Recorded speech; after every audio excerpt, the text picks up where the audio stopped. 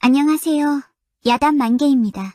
바람 살랑이는 이 좋은 날, 잠시 마음 쉬어가실 수 있도록 조용한 이야기 한 자락 들려드릴게요. 편안히 앉으셔서 함께 해주세요. 옛날 조선시대 경상도 어느 마을에는 김숙번이라는 선비가 살았습니다. 김선비는 어려서부터 총명하여 부모님의 기대를 한 몸에 받았지요. 심지어 15세의 나이에 진사과에 합격하니 온 동네에 신동이라는 소문이 퍼졌답니다. 참으로 경사로고 김씨 집안에도 볕들 날이 오겠구먼. 그러게나 말일세. 이 마을에도 좋은 일만 가득했으면 하이. 허나 호사다마라고 할까요? 김선비가 약관이 되던 해 그만 부모님 두 분이 차례로 세상을 떠나고 말았습니다. 천혜고아가 된 김선비는 홀로 3년상을 치렀지요. 어서 힘을 내게, 이 사람아. 자네가 이러고 있으면 부모님께서 얼마나 슬퍼하시겠나. 우리도 도울 테니 다시 공부를 계속해야지. 이렇게 고마울 때가 참으로 감사합니다. 마을 사람들이 도와준 덕분에 김선비는 다시 과거 공부에 매진하였습니다. 그러나 과거 급제가 어디 쉬운 일입니까? 김선비는 낙방, 그리고 또다시 낙방을 거듭하고 말았지요. 그렇게 어느새 10년이 지나서 김선비는 30줄이 되고 말았습니다. 부모님 유지를 받들기 위해 시작하였건만 이게 무슨 꼴인가? 급제는커녕 이제는 책을 들여다보기가 무서울 지경이구나. 냉혹한 현실에 지친 김선비는 점점 피폐해져 갔습니다. 자꾸만 낙방을 하다 보니 이제는 살려는 의욕마저 꺾이고 있었지요. 내 나이가 이제 33이로구나. 급제를 하여 입신양명하고 혼례를 치러도 모자랄 판인데 이렇게 머리에 들어오지도 않는 책만 끼고 있으니 이 무슨 허송세월인지 모르겠구나. 그날도 김선비는 허름한 책상 앞에 멍하니 있었지요. 몇 날 며칠이 지났지만 펼쳐놓은 책장은 그대로였습니다. 한숨만 푹푹 내쉬니 눈동자까지 흐리멍텅해져 있었지요. 내 주제에 무슨 과거 급제란 말인가? 다 때려치우고 이제는 미련을 버려야겠구나. 김선비는 피를 토하듯 내뱉고는 억지로 몸을 일으켰습니다. 김선비는 남은 일생 동안 조선 팔도를 유람하다 죽기로 마음먹었습니다. 괴나리 보찜을 지고 유랑이나 하다가 가야겠다. 그리고는 주섬주섬 짐을 쌌지요. 헌데 문득 떠오르는 사람이 있었지요. 바로 집안의 하나뿐인 여종 순심이었습니다. 순심이는 10년의 세월 동안 묵묵히 자신의 뒷바라지를 해주었답니다. 사람으로 태어나 지킬 것은 지켜야 하는 법이다. 아무리 여종이라고는 해도 은혜에 감사하지 않으면 안 될 노릇이지. 순심이는 어린 나이에 부모님을 여의고 김선비의 집으로 들어왔습니다. 이후로 김선비를 가족처럼 여기며 살아왔지요. 김선비도 그런 순심이의 미소를 보며 지금껏 견딜 수 있었지요. 마지막으로 순심이에게 작별 인사를 해야겠다. 김선비는 순심이를 찾아 바깥으로 나왔습니다. 헌데 마침 순심이가 자리를 비우고 있었지요. 박과 부댁 삭바느질을 한다고 하더니만 바느질감을 받으러 나간 건가? 김선비는 잘 아는 박과 부댁으로 향했습니다. 문을 두드리니 박과부가 나왔지요. 김선비 아니시오? 참으로 오래간만에 뵙는구려? 옆집 사이인데 가끔씩 기별도 주고 하시오. 송구하게 되었소. 그나저나 순심이가 혹시 여기 있소? 좀 전까지 김선비를 걱정하던 박과부는 난처한 표정을 지었습니다. 순심이가 삭바느질을 마치고는 읍내로 나갔다고 하는 것이었습니다. 순심이 그것이 참으로 지극정성이요? 삭바느질만 가지고는 김선비에게 보양식을 먹일 수 없다지 뭐요? 그래서 일을 더 받겠다고 하더구려. 박과부의 말에 김선비는 모간이 콱 막혀왔지요. 마치 가슴 한켠이 점여지는 것만 같았답니다. 그 말이 사실이요? 왜 나는 아무것도 못 들었단 말인가? 어서 읍내로 가봐야겠구려. 그러시구려. 부지런히 쫓으면 따라잡을 수 있을게요. 김선비는 급히 발길을 돌려 읍내로 향했습니다. 사람들에게 물어보니 순심이를 닮은 처녀가 주막에서 일하고 있다는 것이었죠. 주막에 가보니 정말로 순심이가 술과 음식을 나르고 있었습니다. 순심아, 이게 무슨 일이냐? 선비님이 여기는 무슨 일로 오셨나요? 해가 지면 어차피 돌아갈 터인데. 순심이는 화들짝 놀랐지요. 삭바느질을 하고 나서 주막일까지 하다니 힘들지 않으냐? 에이, 힘들긴요? 두고 보세요. 오늘은 제가 만난 거 만들어 드릴게요. 아서라, 이렇게 일을 하다간 네 몸이 상하겠다. 허나 순심이는 손사래를 쳤답니다. 과거 시험 준비하느라 바쁘실 텐데 신경 쓰지 마셔요. 이 정도야 일도 아니랍니다. 그래도 그렇지. 내가 뭐라고 이리 고생을 하느냐? 그러자 순심이가 김선비의 손을 붙잡았지요. 무슨 말씀이셔요? 그저 선비님끼니 잘 챙겨드리는 게 다인데요 뭐. 저를 거두어 주신 선비님 부모님의 은혜를 어찌다 갚겠습니까? 순심이가 울먹거리니 김선비도 마음이 아려왔습니다. 고맙구나, 순심아. 네 은혜를 어찌 갚아야 할지 모르겠구나. 아니어요. 저는 그저 선비님께서 잘 되시는 게 소망이랍니다. 순심이의 따뜻한 위로에 김선비는 아무 말도 하지 못한 채 그 손을 꼭 잡았습니다. 아, 한 가지 소원이 더 있네요. 생이별한 우리 언니 얼굴이나 한번 뵈었으면 하는 것이어요. 그리고는 일이 바쁘다며 가버렸습니다. 김선비는 주막에서 한참을 더 머물다가 조용히 일어섰습니다. 살인문을 나서다가 하늘을 올려다본 김선비는 어째 마음이 좀 후련했지요. 저녁 노을이 깔린 하늘에는 붉은 해가 뉘엿뉘엿 가라앉고 있었답니다. 응, 이게 웬 장작이야? 김선비가 집으로 돌아왔을 때 어째 마당 한켠에 장작이 쌓여 있었지요. 의아해서 두리번거리니 옛날 김선비의 집에서 일을 했던 상구아재가 나타난 것이었습니다. 아니, 상구아재가 어쩐 일로? 허나 상구아재는 멋쩍은 듯이 손사래를 치고는 불이 나게 가버렸지요. 이제 보니 상구아재가 장작을 해놓고 가셨구나. 그뿐이 아니었지요. 어째 툇마루에는 감 몇 개가 놓인 쟁반이 있었습니다. 장작을 해온 상구아재가 두고 간 것이었지요. 아마도 글 공부를 하다가 출출하면 들라고 준 것 같았습니다. 이런 것까지 주고 가시다니. 이거 고마워서 어찌할 바를 모르겠구나. 그날 밤이었지요. 김선비는 호롱불 하나를 켜놓은 채 조용히 생각에 잠겼습니다. 그간 글 공부만 하느라 몰랐는데 이제 보니 자신은 마을 사람들의 보살핌 속에 살고 있었던 것이었지요.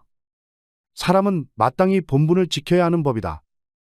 그렇다면 내 본분은 무엇인가? 아무리 생각해도 김선비가 잘하는 것은 공부였습니다. 김선비는 책생 위에 펼쳐진 책을 노려보다가 이윽고 붓을 들었지요. 이대로 포기한다면 마을 사람들의 정성을 저버리는 것과 다름없다. 사나이가 태어나서 이렇고 아껴주고 보살펴주는 사람들을 저버린다면 어찌 고개를 들겠는가?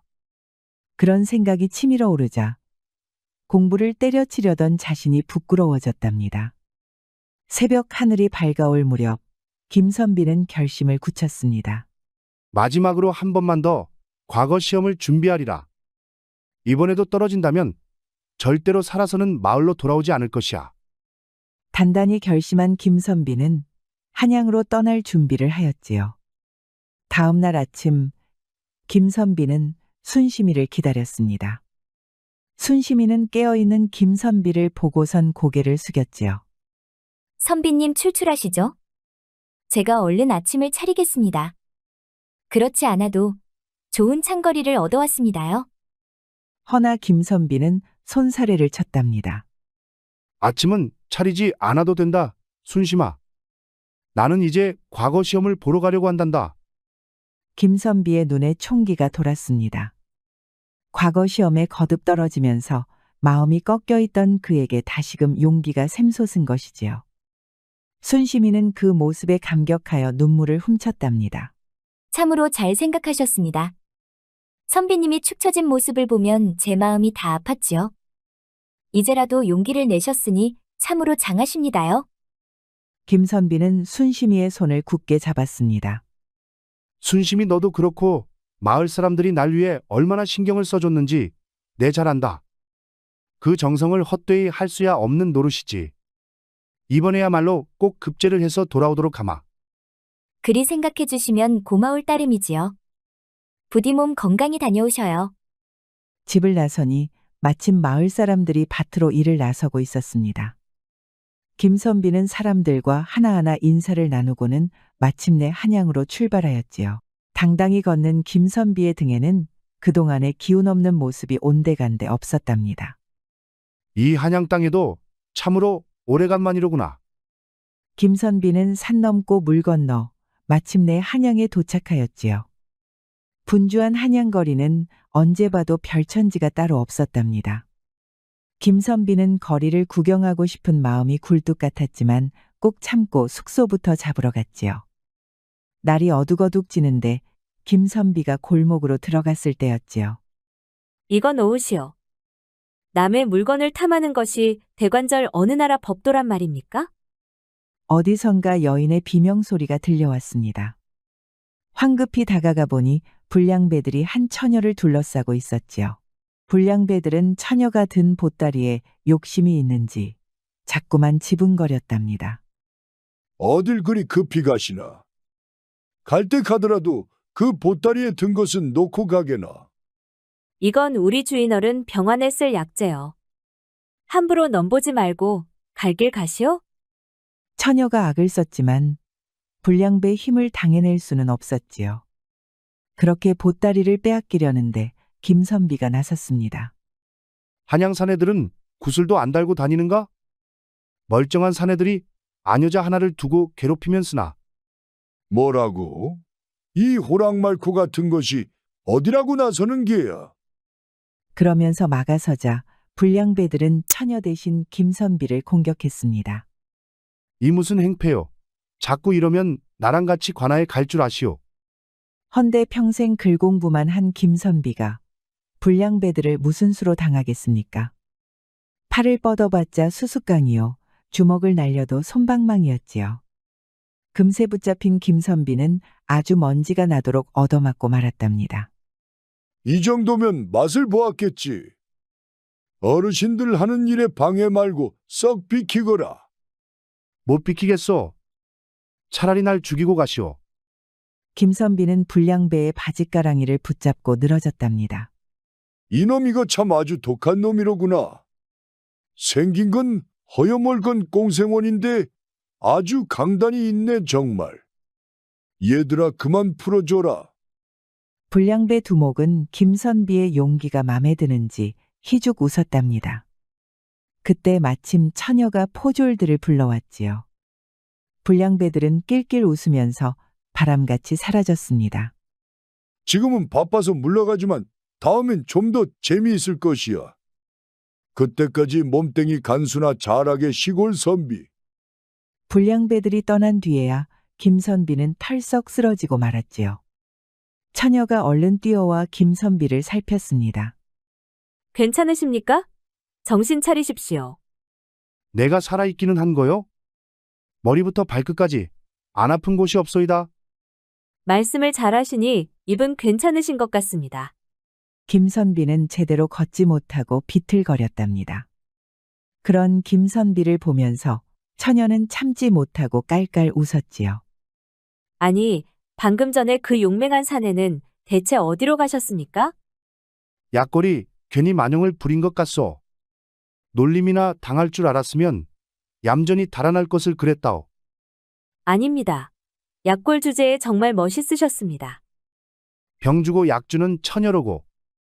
처녀는 농짓거리를 하면서도 김선비를 부축해 집으로 데려갔습니다. 정말 감사합니다. 선비님. 선비님이 아니었으면 큰 낭패를 당할 뻔했습니다. 저는 대사관 공호석 대감을 모시는 소리라 합니다. 오늘 일을 말씀드리면 대감마님께서 꼭 살해를 하실 것입니다. 살해를 하고 싶다는 소리에 말해 김선비는 손살해를 쳤지요. 살해라니 당치 않소. 사람이라면 응당 도와야 할 일인데 어찌 살해를 바라겠소. 별거 아니니 신경 쓰지 마시오. 안 됩니다. 그냥 보내드리면 제가 대감마님께 혼인할 것입니다. 김선비는 극구 사양하였지요. 허나 소리가 끝까지 고집을 부리니 결국 초대에 응했답니다. 그리하여 김선비는 소리의 뒤를 따라 공대감 댁으로 향하였습니다. 대감마님 사는 곳이 생각보다 조촐하구려. 저희 대감마님은 검소하신 분입니다. 참으로 훌륭한 성품이시오. 대문을 지나 마당으로 들어서자 공대감이 정자에 앉아 서책을 읽고 있었습니다. 소리는 공대감에게 오늘 있었던 일을 상세히 고하였지요. 대감마님, 이 선비님께서 도와주지 않았다면 큰 낭패를 볼 뻔하였습니다. 소리의 말을 들은 공대감은 몸소 김선비의 손을 잡았지요. 참으로 고맙네. 여종이라고는 소리 하나 있는데 다치기라도 했다간 곤란할 뻔했네. 그러면서 고개를 숙이는 것이었죠. 또 그러신다. 말씀은 저렇게 하시지만 저를 친딸처럼 아껴주신답니다. 소리의 말에 공대감은 만면의 미소를 띄었지요. 모르는 사람을 위해 위험을 무릅쓰고 나서기가 쉽지 않았을 터인데 정말 고맙네. 그런데 이름이 어떻게 되는가? 저는 경상도 땅에서 올라온 김숙번이라 합니다. 과거 시험을 보러 온 길에 작은 도움을 드렸을 뿐입니다. 눈탱이가 밤탱이가 되었는데 작은 도움이라니. 자네 생각보다 배포가 보통이 아니군 그래. 그러면서 공대감은 너털웃음을 터뜨렸답니다. 김선비도 웃음이 차올라서 함께 크게 웃었지요. 이럴 때가 아니군. 소리야 불을 지피거라. 네가 가져온 약을 다려 어머님께 드려야겠다. 알겠습니다요. 대감마님. 소리가 가져온 약은 공대감의 구순 노모를 위한 것이었죠. 오랫동안 병세에 차도가 없어서 힘들게 구한 귀한 약재였답니다. 약을 다려 노모에게 먹이니 기침을 하던 호흡이 한결 편안해졌답니다. 고맙네. 덕분에 어머님 걱정을 좀 덜었어. 아닙니다. 소리 처녀가 다 한 일이지요. 아닐세. 불량배 놈들이 무슨 귀중품인 줄 알고 소리의 약재를 노린 모양이야. 자네가 나서지 않았다며 내가 큰 불효를 저지를 뻔했네. 그날 저녁 공대감은 김선비와 저녁을 함께하였습니다. 상을 물리고 나서 둘은 함께 곰방대를 피웠지요. 김선비를 물끄러미 보던 공대감이 문득 입을 열었습니다. 그나저나 경상도 땅에서 왔다고 했었지? 그렇다면 혹시 김가라는 자를 아나? 내 옛날 동기인데 어떻게 지내는지 참으로 궁금해서 그런다네. 인상차기를 교환해보니 돌아가신 김선비의 부친이 분명했습니다. 김선비는 깜짝 놀라고 말았지요. 그분은 저희 아버님이 분명합니다. 어찌 대감마님께서 저희 아버지를 알고 계신지요? 김선비의 말에 공대감은 아주 반갑다는 표정을 지었지요. 그 친구 아들이 이리도 장성하였다니. 나는 젊은 시절 자네 부친과 함께 수학하던 사이였네. 그래, 부친은 건강하시고. 벌써 10년 전에 돌아가셨습니다. 그러자 공대감은 참으로 안타까워하였지요. 저런, 얼굴 한번 보려고 했는데 10년이 지나갔구나.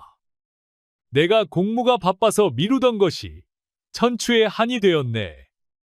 그나저나 참으로 기이한 인연이로다. 어찌 김가의 아들을 이렇게 보게 되었는가?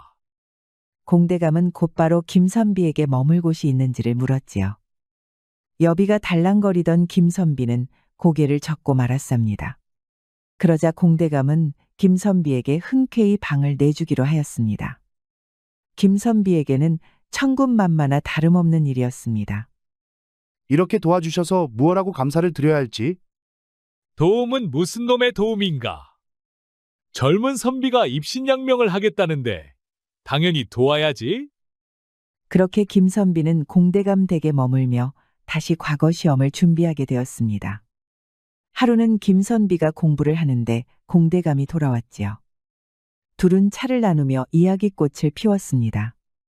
자네 부친은 참으로 훌륭한 선비였네. 비록 학식은 좀 부족해도 인품이 매우 뛰어났지. 지위고하를 막론하고 한결같이 사람을 대하니 칭송하는 이게 많았다네. 그렇게 기억해 주셔서 감사할 따름입니다. 아닐세. 아마 자네 마을에도 부친을 존경하는 이들이 많을 걸세.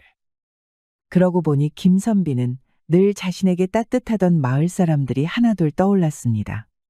제가 아버님의 뜻을 이어갈 수 있으면 좋겠군요. 그때 마당을 청소하고 있던 소리를 보며 공대감이 말하였습니다. 소리도 자네 부친과 인연이 있네. 고아인 저 아이가 어릴 때 자매가 있었다네. 허나 여동생은 몸이 약해 요양차 시골로 보내야 했지. 그때 맡아준 것이 바로 자네 부친일세. 김선비는 어린 시절 자기와 친남매처럼 자랐던 순심이가 떠올랐지요.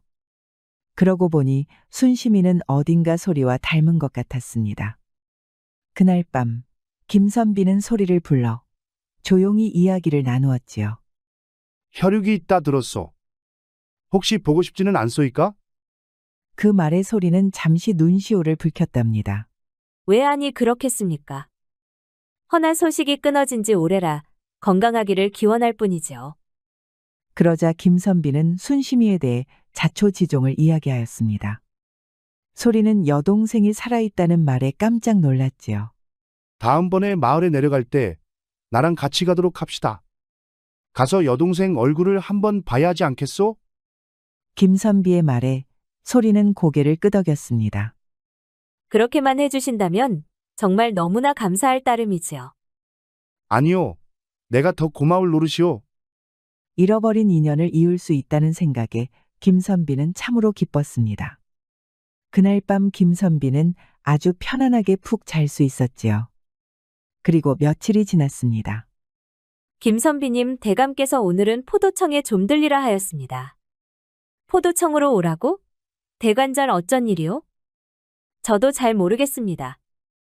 김선비는 의아해하였지만 포도청으로 향했습니다. 거기엔 공대감이 와서 기다리고 있었지요. 잘 왔네, 김선비. 얼마 전 자네를 폭행한 불량배들을 붙잡았다네.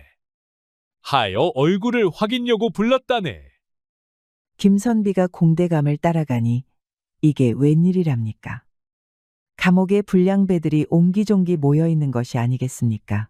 얼굴을 보아하니 김선비를 때렸던 바로 그놈들이었지요. 내 얼굴을 기억하는가?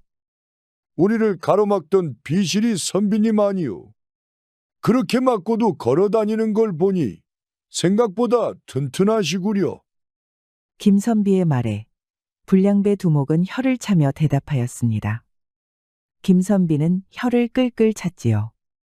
옥에 갇힌 꼴이 처량하기도 하네. 이제야 좀 후회가 되시나? 그러자 불량배 두목은 고개를 푹 숙였답니다. 후에는 불량배짓을 한 다음부터 안 하는 날이 없었소. 이제야 벌을 받게 되었으니 장부답게 받아들일 뿐이오. 김선비는 어째 불량배 두목이 마음에 들었습니다. 비록 자기를 흠씬 때린 악당이었지만 어째 사내다움이 엿보이고 있었지요. 대감, 충분히 반성하는 것 같으니 이번엔 용서해줌이 어떨는지요? 그렇게 맞고도 용서를 해주겠다 이건가? 못 빼앗긴 물건도 없으니까요. 대신 단단히 주의를 줘서 다시는 이런 일이 없도록 하겠습니다. 자네가 그렇다면 그렇게 하게나. 김선비의 부탁으로 불량배들은 풀려났지요. 이들은 다들 눈을 동그랗게 떴답니다.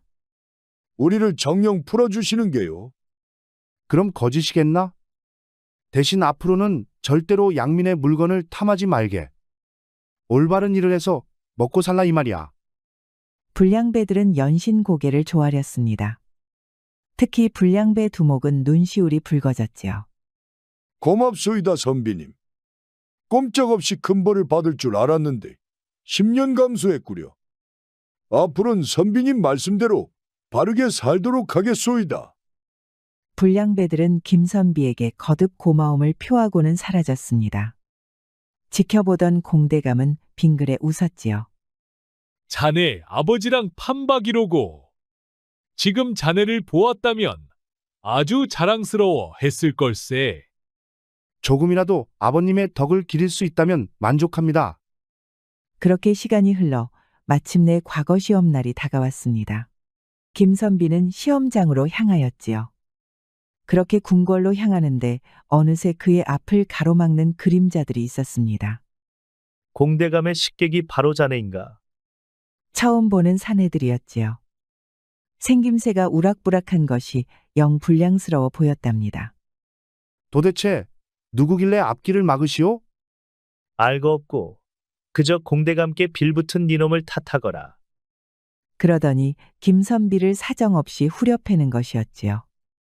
아주 퍽퍽 소리가 나게 두들겨 패니 김선비는 정신이 없었습니다. 이게 무슨 짓이오? 도대체 왜 이러는지 말이나 들어봅시다. 우리를 너무 원망 말게. 공대감 패거리가 과거를 보지 못하게 하라는 말씀이 있어서 그런 걸세. 그러고 보니 짚히는 것이 있었습니다. 조정에는 청렴결백한 공대감을 미워하는 자들이 적지 않다는 것이었지요. 아마도 이 사내들은 그 탐관오리들이 고용한 것이 분명했습니다. 사람 살리시오. 불쌍한 시골 선비를 좀 살려주시오. 김선비의 비명이 처량하게 울려 퍼졌습니다. 허나 주변에는 도와주는 이 하나 없었지요. 그때였습니다. 아니 못 본 사이에 또 얻어맞으십니까? 혹시 김선비님은 맞는 것이 취미인 것 같습니다요. 어디선가 들어본 목소리였지요. 놀라서 돌아보니 며칠 전 용서해준 바로 그 불량배들이었습니다. 김선비님 다시 뵙습니다. 지난번에 꼭 은혜를 갚겠다고 했지요. 이들이 다가오니 김선비를 때리던 무리들은 바짝 긴장했답니다. 니들은 또 누구냐? 쓸데없이 참견 말고 갈 길 가거라. 허나 불량배들은 빙글빙글 웃기만 했지요. 선비님을 때리고 싶다면 먼저 우리부터 꺾어보아라. 헌데 니들 꼴을 보아하니 예전역해 틀린 게 아닌가 싶다. 그렇게 불량배들은 김선비를 공격하던 무리에게 덤벼들었답니다. 아주 대판 싸움이 벌어졌지요. 뭐하시오 선비님? 과거 시험 본다고 하지 않았어? 그랬었지. 고맙네. 그리하여 김선비는 무사히 과거 시험장으로 갈 수 있었답니다. 선비님, 대체 왜 이리 늦으셨어요? 시험은 한참 전에 끝났는데 돌아오시질 않아 걱정했습니다. 마당에서 일하던 소리가 김선비를 발견하고 다가왔습니다. 곧 공대감도 마당으로 나와 김선비를 보고는 눈썹을 찌푸리며 물었지요. 자네 안색이 어찌 그리 안 좋은가? 시험은 잘 치렀는가? 아니면 무슨 일이라도 있었나? 김선비는 한숨을 길게 내쉬며 말했습니다. 아무래도 망한 것 같습니다. 너무 정신없이 풀다가 제 실력에 반도 못 낸 것 같습니다. 그러면서 김선비는 앞서 있었던 일을 말하였지요. 괴한들에게 만나 낭패를 당하다 불량배들의 도움을 받았다는 것이었죠. 허나 시험에 늦고 말았던 것이지요. 원 그런 일이 있었군. 참으로 유감일세. 듣고 있던 공대감은 자기 일처럼 안타까워하였답니다. 그래도 결과를 보기도 전에 실망해서는 안 된다네. 만약 이번에 떨어지더라도 다시 한번 도전해 보겠습니다. 그래, 바로 그 자세일세. 쉽게 포기하던 김선비는 더는 없었지요. 김선비는 또다시 도전하리라 다짐하면서 의지를 불태웠답니다. 며칠 뒤 낮이 조금 지난 시간, 공대감이 갑자기 방으로 들어와 말했습니다. 채비를 하게. 함께 갈 곳이 있네. 어디로 가는데요? 일단 따라오게. 설명은 나중에 하겠네. 김선비는 무슨 일인지도 모른 채 공대감을 따라 나섰지요. 그렇게 도착한 곳은 다름 아닌 궁궐이었습니다. 아니 제가 궁궐에 간단 말입니까? 너무 긴장 말게. 들어가 보면 알게 될 걸세. 편전으로 들어서자 그 안에는 주상이 있었지요. 그대가 김숙번인가? 그대는 백성을 어찌 다스려야 한다고 생각하나? 뜻밖의 질문에 김선비는 당황했지요. 허나 숨을 고르고 조심스럽게 대답했습니다. 다스리려 하기보다 그들과 함께 살아간다고 마음을 먹어야 합니다. 마음을 나누면 백성은 저절로 따를 것입니다. 임금은 한동안 말이 없었지요. 그러다 고개를 끄덕이며 말했습니다. 역시 그러한가? 그런 마음을 지닌이라면 이 나라의 기둥이 될 만하다. 역시 이번 시험에서 장원급제를 할 인물이로다. 김선비는 눈이 휘둥그레해졌지요. 제가 장원급제란 말입니까? 시험장에서 가장 훌륭한 답안을 냈으니 장원급제가 아니겠는가? 오늘은 그저 장원급제자의 인품을 보고 싶어 부른 것이로다. 너무 놀란 김선비는 다리에 힘이 풀리고 말았습니다. 그리하여 뒷걸음질치다 털썩 주저앉고 말았습니다. 그 모습을 본 공대감과 임금은 참지 못하고 크게 웃음을 터뜨렸답니다. 전하, 성은이 망극하옵니다. 그렇게 김선비는 아련을 마치고 공대감 댁으로 돌아왔습니다. 대감마님, 한 가지 부탁을 올려도 되겠습니까? 공대감은 김선비를 물끄러미 바라보더니 조용히 고개를 끄덕였습니다. 이번에 고향에 내려갈 때 소리처녀와 함께 다녀오고 싶습니다.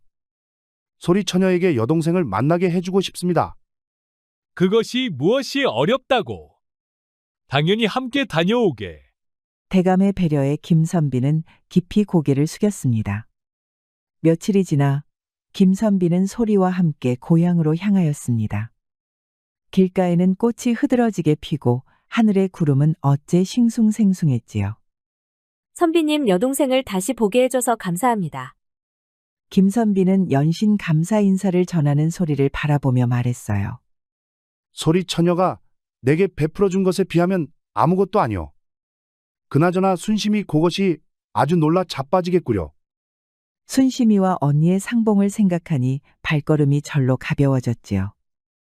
김선비는 들뜬 마음으로 소리를 주막으로 데려갔습니다.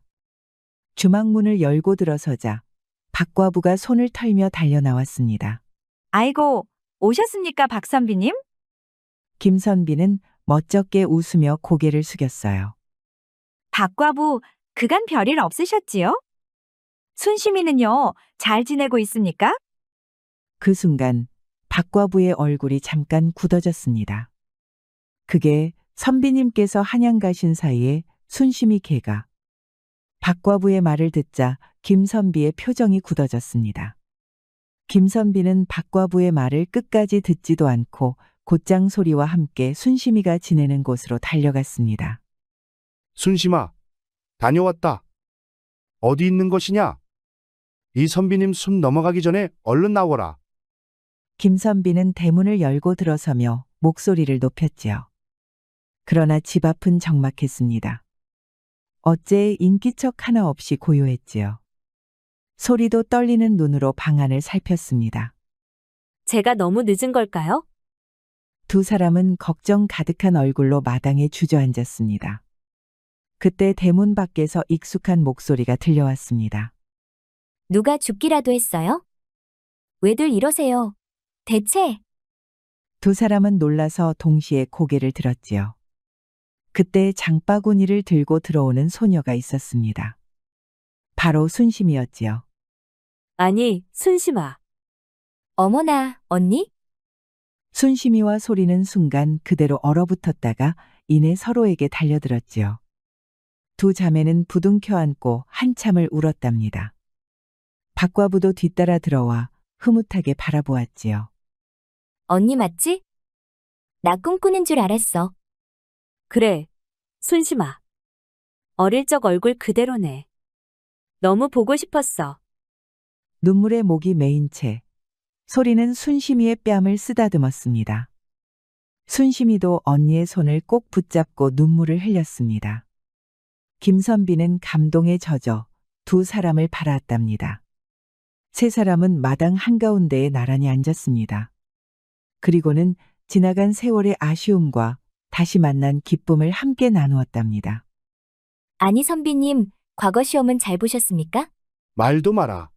내가 겪은 이야기를 해줘도 반도 못 믿을 것이야. 김선비는 그간 있었던 일을 천천히 들려주었습니다. 불량배들과 우정을 나눈 일, 조정의 정치 싸움에 휘말린 일, 주상전하께 직접 장원급제한 것을 들은 일까지 말입니다. 정말 경사네요. 시험 보러 갔다가 임금님도 뵙고? 대단하세요, 선비님. 순시민은 김선비의 이야기에 눈이 초롱초롱해졌답니다. 김선비는 조심스럽게 말을 이었습니다. 순심아, 너도 이제 우리와 함께 한양으로 가지 않겠나? 언니도 거기 있고 나도 자리를 잡았으니 우리 셋이 같이 지내자꾸나. 네가 외롭지 않도록 내가 책임을 지마. 순시민은 잠시 창밖을 바라보며 생각에 잠겼어요. 그러다 언니 소리의 손을 꼭 붙잡으며 말했어요. 언니도 있고 선비님도 계신데 더 바랄 게 뭐가 있겠어요? 저도 이제는 함께 살고 싶어요. 소리는 눈가가 붉어지며 순시미를 꼭 안았지요. 그래, 우리 이제 떨어지지 말자. 앞으로는 늘 같이 있자. 김선비는 두 자매를 흐뭇하게 바라보다가 조용히 미소를 지었습니다. 10년 만에 다시 이어진 인연은 어느덧 하나의 가족이 되어가고 있었지요. 다음 날 아침 세 사람은 함께 짐을 챙겨 마을을 나섰습니다. 박과부와 상구아제는 물론이고 온 이웃들이 마을 어귀까지 배웅을 나왔지요. 가는 동안 순시민은 몇 번이나 뒤를 돌아보았답니다. 잘 있으세요. 또 올게요. 햇살을 받은 들길을 세 사람의 그림자가 길게 나란히 늘어졌습니다. 그 길은 단지 한양으로 향하는 길이 아니었습니다. 함께 살아갈 날들을 향한 새로운 시작이었지요. 사람은 누군가의 손을 빌려 일어서지만 그 손길을 기억하는 사람은 많지 않습니다. 김선비는 그 따뜻한 마음을 가슴에 새겼고 결국 또 다른 이에게 그 온기를 나누게 되었지요. 길 위에서 받은 은혜는 마음속에 남아 다시 누군가의 길을 밝혀주는 등불이 됩니다. 그렇게 이어지는 작은 선의가 세상을 조금씩 나아지게 하는 것은 아닐까 생각해 봅니다.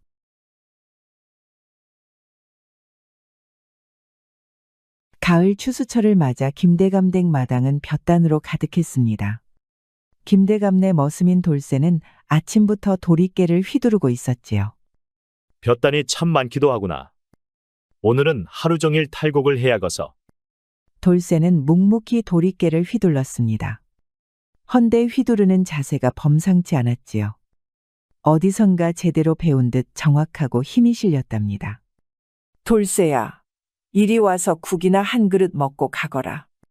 새벽부터 일하는데 뭐라도 먹어야 힘이 나지 않겠느냐. 고마워서 어쩝니까? 성주댁 아니었으면 이 돌쇠 벌써 굶어 죽고도 남았습니다. 돌쇠는 사발의 국물을 후루룩 들이켰습니다. 뜨끈하게 몸을 데운 돌쇠는 해가 질 때까지 그 많은 곡식을 다 털었지요. 하이고, 이제야 다 끝났구나. 김대감은 큰 일을 마친 하인들에게 술상을 베풀었답니다. 하인들은 웃고 떠들고 잔치를 벌였지요. 그 중에는 돌쇠가 짝사랑하는 연희도 있었습니다. 오늘은 연희에게 꼭 내 마음을 전해야지. 결심한 돌쇠는 손에 든 술을 벌컥 들이켰지요. 술 기운이 차오르니 없던 용기가 솟아올랐습니다. 돌쇠는 마침내 이를 악물고 연희 곁으로 다가갔지요. 연희야, 저기 잠깐 얘기 좀 할 수 있을까? 나는 그런 한가한 시간 없으니 딴 사람한테 가보시지요. 알겠다, 연희야. 귀찮게 해서 미안타. 돌쇠는 멋쩍은 웃음을 지으며 뒤통수를 긁었습니다. 그 웃음 뒤로는 술기운보다 더 쓰린 마음이 숨겨져 있었지요. 방으로 돌아온 돌쇠는 한숨을 푹 내쉬었습니다. 서른이 되도록 외롭기만 하구나. 대체 언제 나는 내 짝이 생길까? 돌쇠는 새벽부터 낫을 들고 마당을 정리하고 있었습니다. 그 눈빛은 초점이 없고 손놀림은 기계처럼 멍하니 움직이고 있었지요. 돌쇠야, 오늘따라 왜 이리 맥이 없느냐. 그냥 좀 힘이 없네요. 돌쇠를 물끄러미 지켜보던 성주댁은 불쑥 물었지요. 돌쇠야, 너 혹시 연희 좋아하냐? 아이고, 성주댁. 무슨 말씀을 그리 갑자기. 저는 그런 게 아니라 돌쇠가 기겁을 했지요. 헌데 성주댁은 그 주름진 손으로 돌쇠 어깨를 탁 쳤습니다. 그리 쭈뼛거려선 평생 가도 마음을 못 전하겠다 이거사. 사람 마음은 담아두기만 하면 곰팡이나 나는 법이다. 죽이 되든 밥이 되든 내 심정을 내놔야지 않겠니? 그날 이후로 돌쇠는 잠도 제대로 이루지 못했습니다. 대신 밤이면 밤마다 작은 칼을 들고 나무빗을 깎았지요. 그러다 보니 어느새 돌쇠의 손은 상처투성이가 되었답니다. 마침내 완성된 빗을 들고 돌쇠는 연희를 기다렸지요. 이번엔 꼭 내 마음을 전할 것이요. 헌데 이게 무슨 운명의 장난일까요? 연희가 나타나기 직전이었습니다. 닭장에서 졸고 있던 수탈기 고양이에게 걸리고 말았지요. 아니, 이놈의 닭이 왜 이런다야. 돌쇠절이 확 꺼지거라 좀. 수탈기 튀어나오니 그만 돌쇠는 온몸이 닭똥투성이가 되고 말았지요. 주변 하인들의 웃음소리가 뒤뜰에 울려 퍼졌습니다. 때마침 나타난 연희는 기겁을 하고 말았습니다. 아이고, 더러워라. 이 바보 머슴. 가까이 오지 마시오. 결국 연희는 코를 막으며 도망쳤지요. 돌쇠의 손에 들린 나무빗은 그대로 땅에 떨어져 진흙탕에 묻혔습니다. 그래도 포기 안 할게요. 두고 봐라. 이 돌쇠는 한다면 하는 머슴이요. 이틀 후 돌쇠는 새벽부터 산에 올라 가장 예쁜 들으로 꽃다발을 만들었습니다. 이번에는 실패하지 않으리라 다짐하며 연희가 지나갈 길목에서 기다렸지요. 연희야, 이걸 받아주라. 이것이 내 마음이요. 헌데 꽃다발 속에 숨어있던 벌이 나타났습니다. 이 벌은 그대로 연희의 볼을 쏘고 말았지요. 아이고, 아파라. 하여간 돌쇠랑 엮이면 되는 게 없어. 연희는 비명을 지르며 도망쳤답니다. 지나가던 다른 하인들이 이 광경을 보고 웃음을 터뜨렸지요. 보아라, 돌쇠 저것이 또 연희를 골탕 먹였구나. 내가 한 번은 참아도 두 번은 못 참아요. 자꾸 날 괴롭히면 대감님께 아뢰겠소. 아니, 난 그게 아니라. 허나 연희는 뒤도 돌아보지 않고 가버렸답니다. 볼이 팅팅 부었으니 된장이라도 찾으러 갔지요. 혼자 남은 돌쇠는 얼굴을 푹 떨궜습니다. 그렇게 돌쇠가 떠난 후에도 하인들의 웃음소리가 한참 동안 이어졌지요. 한편 김대감은 이 광경을 전부 지켜보고 있었습니다. 저 머슴이 평소에도 저리 성실한가? 돌쇠가 좀 바보 같아도 일만큼은 누구보다 성실합니다. 김대감은 깊은 생각에 잠긴 채 고개를 끄덕였습니다. 며칠 후 돌쇠는 김대감의 부름을 받고 사랑채로 향했습니다. 부르셨습니까, 대감마님? 네가 이 집에서 가장 성실하다 하여 불렀느니라. 강원도 강릉에 손님을 좀 보내야 하니 네가 다녀와야겠구나. 돌쇠는 깜짝 놀랐습니다. 강릉이라면 못해도 일주일 거리였지요. 그 먼 길을 귀한 손님을 데리고 가야 한다니요. 그런 중요한 일을 소인이 맡아도 되겠습니까? 그래, 내일 새벽에 출발하거라. 돌쇠는 꾸벅절을 하고 물러갔지요. 거기엔 평소에 덜 떨어진 모습은 찾아볼 수가 없었답니다. 하기사 돌쇠는 일을 할 때는 딱 부러졌으니까요. 다른 하인들은 멀찍이 서서 수군거렸습니다. 그놈이 무슨 중요한 심부름을 한다고? 바보 머슴은 꼼짝없이 산적에게 잡힐 것이요. 그때 근처를 지나던 옥화아 씨가 발걸음을 멈추었습니다. 마침 돌쇠의 단단한 뒷모습이 눈에 들어왔지요. 햇살에 그을린 목덜미와 넓은 어깨가 참으로 듬직해 보였답니다. 저 머슴은 누구길래 저리도 당당할까? 자기 험담에도 들은 척도 않는구나. 옥화는 돌쇠를 눈에 새기고 조용히 발걸음을 돌렸습니다. 돌쇠는 마당에 나와 별을 바라보았습니다. 마음속에는 연희에 대한 미련이 남아 있었지요. 내일이면 이제 떠나야 하는구나. 고백도 한 번 못했으니 그것이 한이로다. 한편 돌쇠를 지켜보는 이가 있었습니다. 바로 옥화 씨였지요. 옥화는 한숨 짓는 돌쇠를 훔쳐보다가 조용히 사라졌답니다. 돌쇠는 거세진 눈보라를 뚫고 가마를 이끌었습니다. 가마꾼들은 지칠 대로 지쳐 있었지요. 저 앞에서 좀 쉬었다 가지요. 그러니 조금만 더 힘을 냅시다. 돌쇠와 가마꾼들이 큰 나무 그늘에 도착했을 때였지요. 갑자기 검은 그림자가 다가오는 것이 아니겠습니까? 어느새 복면을 한 산적 5이 가마 주변을 에워싸고 있었지요. 이런 산적들의 습격이라니. 내 이럴 줄 알았다. 가마가 다 뭐야? 걸음아 날 살려라. 하인들은 가마를 팽개치고 꽁지가 빠지게 달아났습니다. 가마 옆에 남은 사람은 돌쇠뿐이었지요. 돌쇠는 숨을 죽이고 상황을 살폈습니다. 그때 가마가 열리더니 한 여인의 얼굴이 드러났습니다. 그것은 바로 옥화였습니다. 감히 누구길래 양반가의 가마를 습격하느냐. 당장 물러나거라. 옥화의 목소리는 떨리고 있었지요. 산적들은 비웃으며 가마에 다가왔습니다. 양반 가문의 규수라니 횡재했구나. 몸값을 받아야겠으니 얌전히 따라오거라. 돌쇠는 이를 악물었습니다. 물론 도망칠 수도 있었지요. 하지만 그의 가슴 속에서 뜨거운 무언가가 솟아올랐지요. 이놈들. 날 상대하기 전엔 가마는 꿈도 꾸지 말거라. 돌쇠는 단단한 나뭇가지 하나를 집어들었습니다. 그리고는 산적들을 향해 달려갔지요. 이놈들. 이리 와서 나와 싸워보거라. 아니 저건 웬 놈이냐? 그 순간 돌쇠는 나뭇가지로 옆의 나무를 후려쳤습니다. 눈이 쏟아지면서 산적들의 시선이 흩어졌지요. 혼란 속의 돌쇠는 옥화의 손을 잡았지요. 옥화 아씨, 저를 믿고 따라오시오. 빨리. 돌쇠는 옥화를 등에 업고 숲속 깊은 곳으로 달렸습니다. 산적들의 고함 소리가 들려왔지만 그는 멈추지 않았지요. 이내 눈보라가 두 사람의 흔적을 지워주었습니다. 옥화를 업은 돌쇠는 깊은 숲속을 달렸지요. 해가 지기 시작하자 눈보라는 더욱 거세졌습니다. 다행히 작은 동굴을 발견할 수 있었답니다. 잠시 이곳에서 쉬어야 할 것 같습니다. 그래. 하지만 너무 춥구나. 옥화는 몸을 떨고 있었습니다. 그녀의 입술은 파랗게 변해 있었지요. 허나 돌쇠는 불을 피울 수가 없었습니다. 산적들이 발견할 수도 있었으니까요. 옥화의 떨림은 멈추지 않았습니다. 돌쇠는 망설이다 결심한 듯 자신의 겉옷을 벗었지요. 옥화 아씨, 이것을 덮으셔요. 성주댁이 주신 옷이라 따뜻하옵니다. 돌쇠 너는 어쩌려고? 소희는 괜찮사옵니다.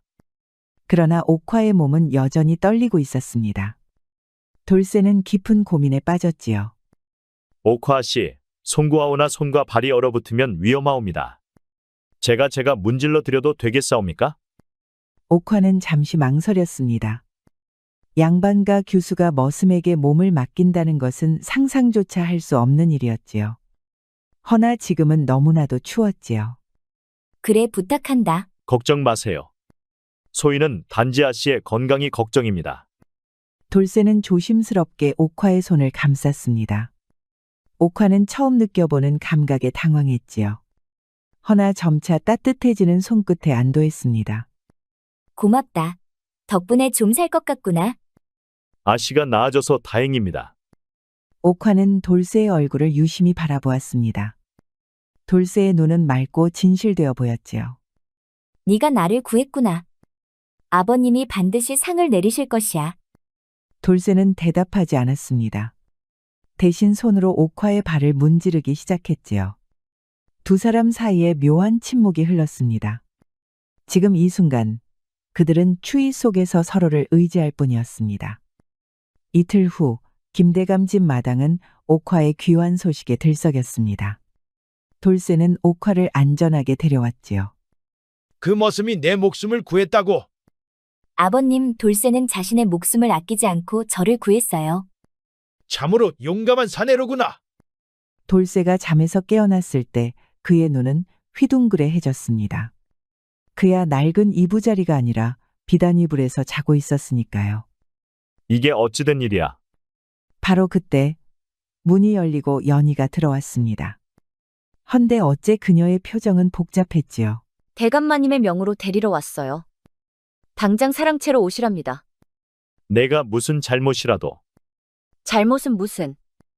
아씨를 구한 공로로 대감님께서 특별히 부르셨습니다. 연희는 비단옷 한 벌을 내밀었습니다. 옷을 갈아입은 그는 거울에 비친 자신의 모습에 놀랐습니다. 사랑채에 도착한 돌쇠는 더 크게 놀라고 말았지요. 김대감이 돌쇠에게 많은 돈과 쌀을 내렸으니까요. 소인이 감히 이런 큰 상을 받을 자격이 있을지. 아니다. 네가 내 딸의 목숨을 구했다. 그래, 돌쇠야. 넌 받을 자격이 있어. 옥화는 미소를 지으며 고개를 끄덕였습니다. 그리고 앞으로 머슴 일은 관두거라. 넌 앞으로 우리 옥화의 호위무사가 될 것이야. 참말이십니까? 참으로 영광입니다요. 돌쇠의 가슴에 자부심이 피어올랐지요. 그러자 멀리서 다른 하인들이 수군거렸습니다. 저 바보 머슴이 이제는 양반처럼 대접받는구나.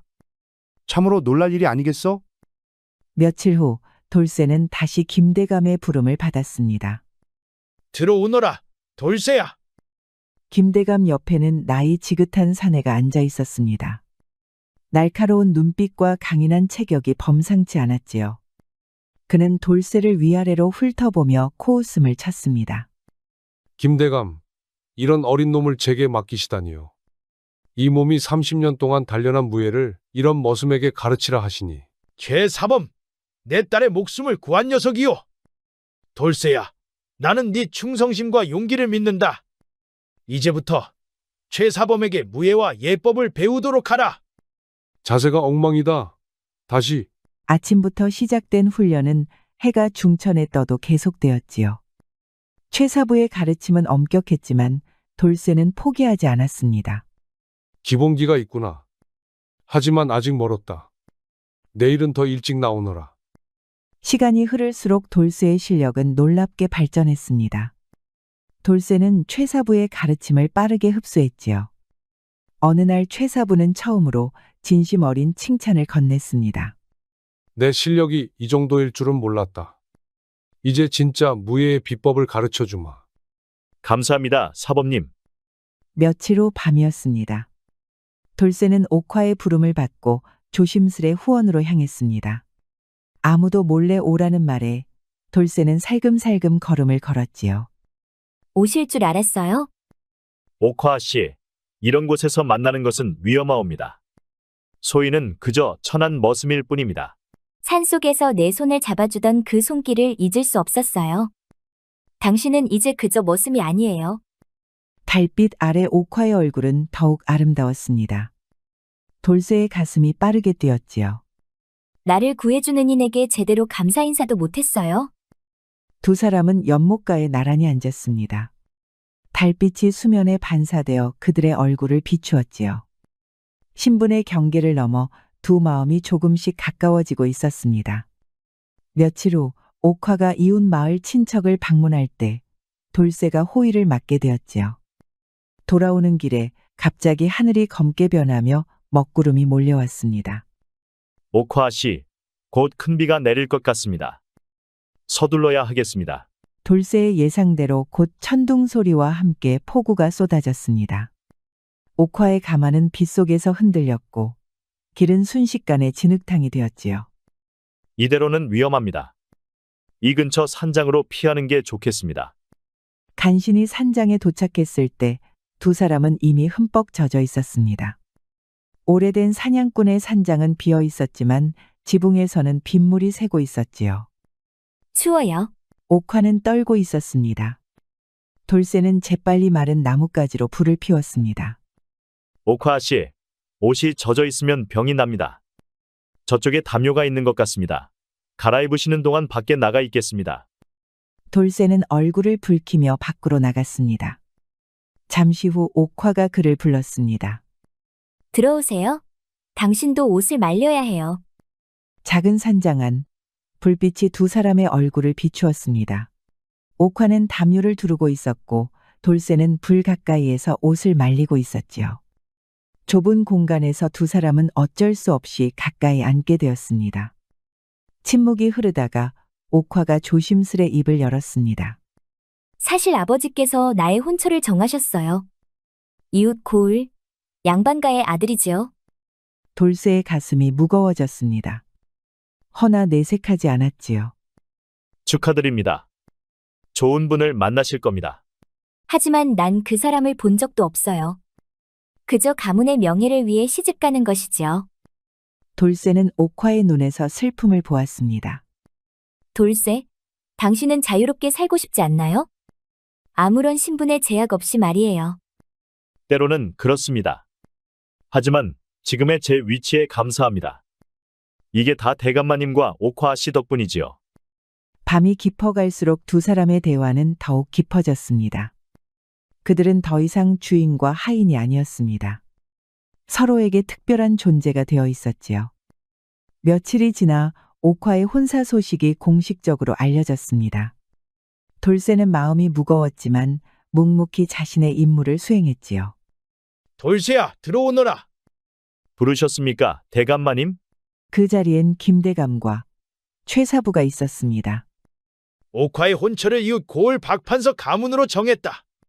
다음 달 초에 혼례를 치를 예정이다. 돌쇠는 고개를 숙였습니다. 그의 표정에서 어떤 감정도 드러내지 않으려 했었지요. 축하드립니다. 옥화 씨의 앞날에 복이 깃들기를 바랍니다. 돌쇠가 밖으로 나오는데 최사부가 따라왔지요. 박판서 가문에 대한 소문을 들었느냐? 아니요.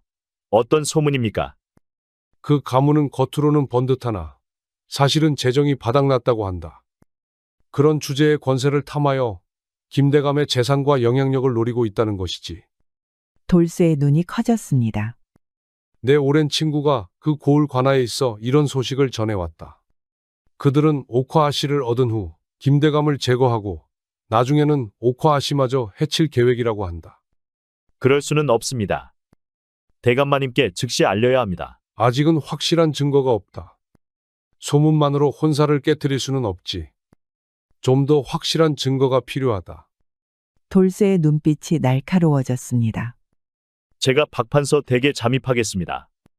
가서 음모의 증거를 가져오겠습니다. 최사부의 눈에는 진심 어린 걱정이 담겨 있었지요. 돌쇠야, 이 임무는 목숨을 걸어야 할지도 모른다. 그래도 가겠느냐? 제 목숨보다 소중한 것이 있습니다. 며칠 후 돌쇠는 박판서 가문의 하인으로 변장하고 있었습니다. 밤이 깊어 모두가 잠든 시간, 돌쇠는 조심스레 박판서의 서재로 향했습니다. 증거가 있다면 반드시 이곳에 있을 것이다. 서재 안은 책과 서류로 가득했습니다. 돌쇠는 촛불을 조심스레 들고 서류들을 살폈지요.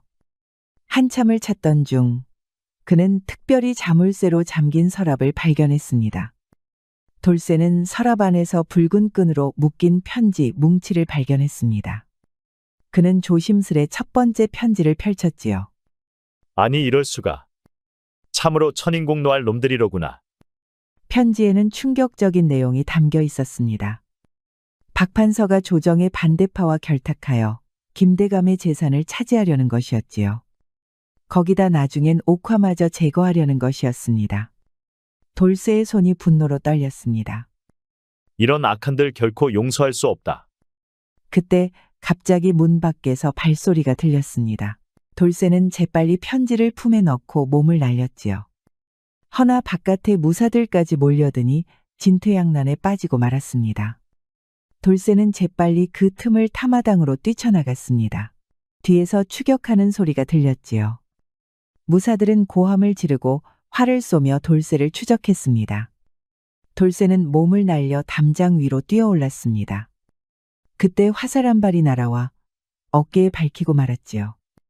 이런. 고통을 참으며 돌쇠는 다시 일어났습니다. 등 뒤에서 화살이 비오듯 날아왔지요. 날이 밝아올 무렵 돌쇠는 간신히 김대감 집 근처에 도착했습니다. 온몸이 상처투성이었지만 품 안에는 소중한 증거가 있었습니다. 며칠 동안 돌쇠는 상처를 치료하며 쉬었습니다. 김대감은 돌쇠의 보고를 듣고 깊은 충격에 빠졌습니다. 참으로 고약한 자들이로고. 여봐라, 조정에 가야겠으니 가마를 준비하거라. 박판서 가문과의 혼사는 파기되었지요. 마침내 그들의 음모는 조정에 알려져 큰 파문을 일으켰지요. 그날 밤 김대감은 돌쇠를 정원의 정자로 불렀습니다. 돌쇠야, 이리 완거라. 돌쇠는 공손히 김대감 앞에 앉았습니다. 달빛이 두 사람의 얼굴을 비추었지요. 최사부에게 들었다. 네가 우리 가문을 위해 목숨을 걸었더구나. 대감마님, 소인은 단지 제 임무를 다했을 뿐입니다. 김대감은 잠시 침묵했습니다. 그의 눈에는 깊은 생각이 어려 있었지요. 돌쇠 네가 우리 딸 옥화를 마음에 두고 있다는 것을 잘 안다. 허나 신분 차이란 대감인 나조차 어찌할 방법이 없구나. 돌쇠는 조용히 고개를 떨궜습니다. 내가 무슨 말을 하려는지 너도 알 것이다. 예, 대감마님. 마님과 옥화 씨에게 누가 될 일은 하지 않겠습니다. 김대감은 돌쇠에게 큰 재물을 주겠다고 하였지요. 허나 돌쇠는 정중히 사양하고 정자를 나섰습니다. 대감마님, 그동안 감사했습니다. 돌쇠는 마당을 나오며 깊은 슬픔을 느꼈습니다. 옥화를 다시 볼 수 없다는 생각에 가슴이 찢어지는 듯했지요.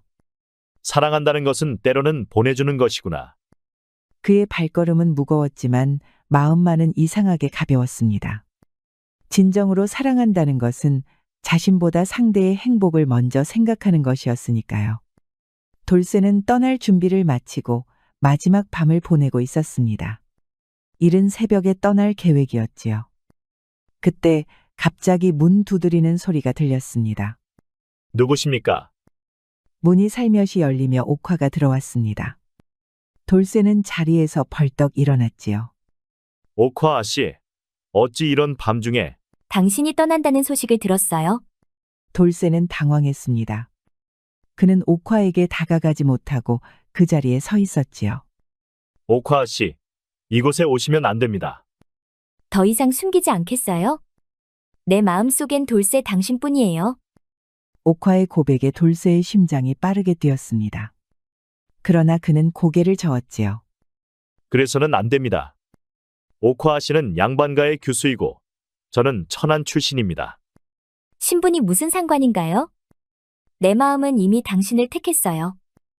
옥화는 달려들어 돌쇠의 품에 안겼지요. 산장에서 돌아온 후 매일 밤 당신의 모습을 그렸어요. 이 마음을 어찌 부정할 수 있겠어요? 옥화 씨, 최사부께서 말씀하셨어요. 당신이 무과에 응시한다면 충분히 합격할 수 있다고요. 돌쇠는 옥화의 말에 놀랐습니다. 그는 무과에 대해 생각해 본 적이 없었지요. 하지만 대감마님께서 반대하실 것입니다. 아버지를 설득할 자신이 있어요. 아버지도 당신의 진심을 알고 계세요. 그저 세상의 시선이 두려우실 뿐이에요. 옥화는 돌쇠에게 한 걸음 다가갔습니다. 그녀의 눈에는 결연한 의지가 담겨 있었지요. 나는 당신과 함께 미래를 만들고 싶어요. 함께라면 이겨낼 수 있어요. 달빛 아래 두 사람의 시선이 깊이 마주쳤습니다. 돌쇠의 마음속에 희망의 불씨가 피어올랐지요. 그는 옥화의 손을 조심스레 잡았습니다. 우리의 미래를 위해 묵과에 도전하겠습니다. 반드시 급제하여 옥화 씨의 기대에 보답하겠습니다.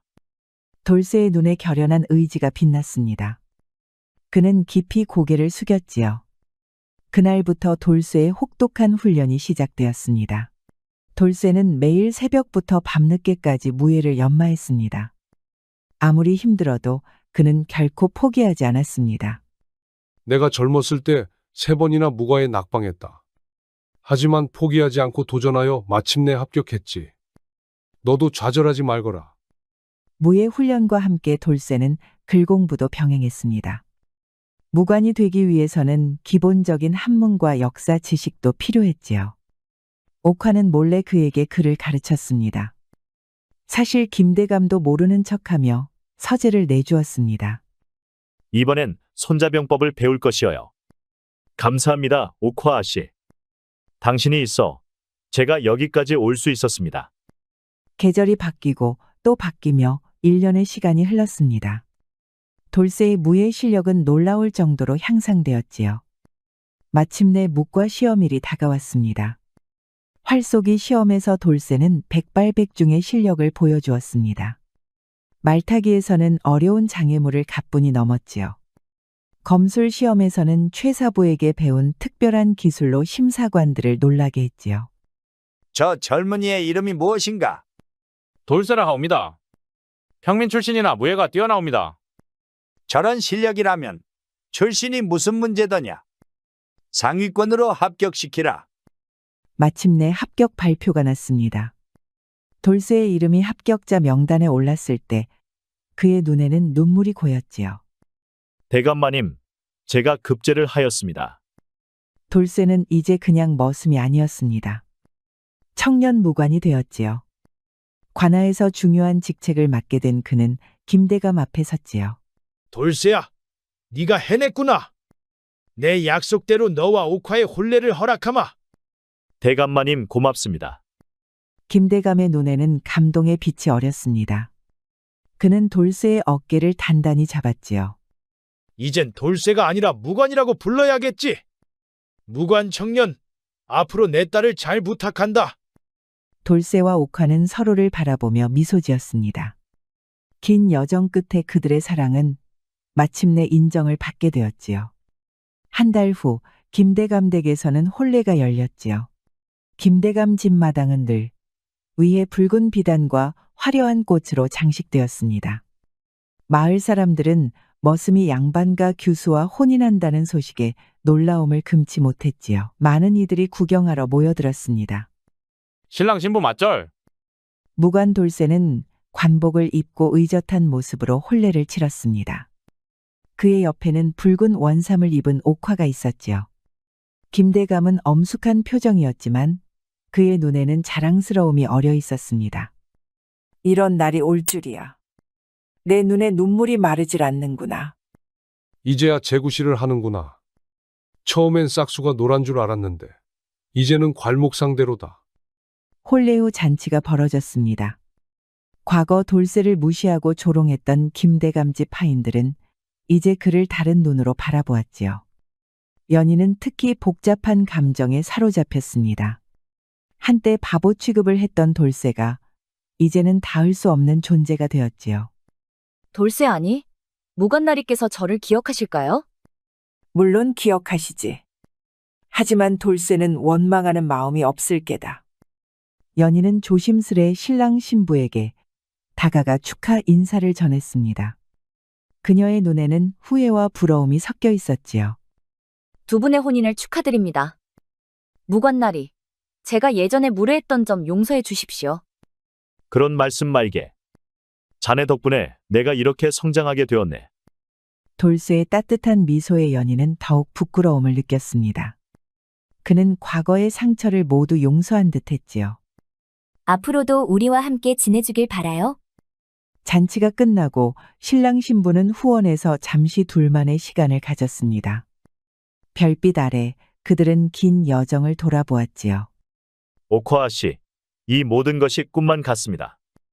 제가 정말 이런 행복을 누려도 되는 것인지. 당신은 그 누구보다 이 행복을 누릴 자격이 있어요. 이 조선팔도에서 누가 당신보다 더 노력을 하였겠어요? 사람은 운명보다 더 큰 사랑을 만나면 마침내 그 운명을 바꿀 수 있습니다.